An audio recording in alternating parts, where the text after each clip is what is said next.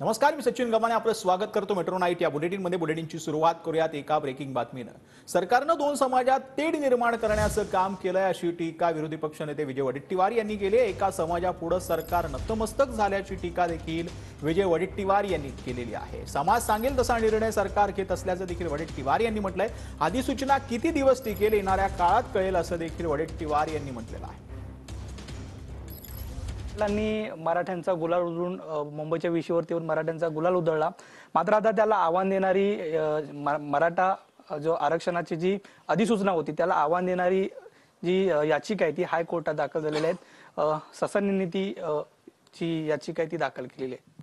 सरकारने वाढवलेला किंवा सरकारने तयार केलेला हा वाद आहे. दोन समाजामध्ये तेढ निर्माण होत असताना एका समाजाच्या पुढे हे सरकार आता नतमस्तक झाले आणि नतमस्तक होऊन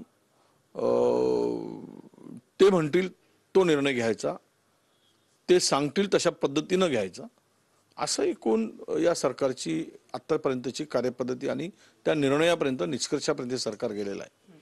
जी अधिसूचना काढली ती अधिसूचना काढत असताना खरं तर एकीकडे कॅबिनेटच्या पुढे न जाता अधिसूचना काढणं ते किती टिकाऊ आहे हे येणाऱ्या काळात कळेल. त्या संदर्भात आम्ही ते आव्हान दिलेलं आहे.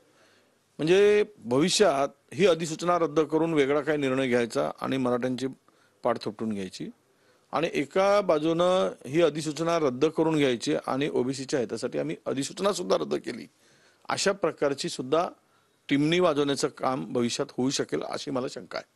आणि मग अधिसूचना रद्द झाली तर ओबीसी समाजाला वाटेल आमच्या लढ्याला यश आलं, सरकारने आमचं ऐकलं, सरकार ऐकल्यामुळे ही अधिसूचना रद्द झाली म्हणजे आम्ही सरकारच्या पाठीमागे जाणार जे आत्ताचे सरकार आहे.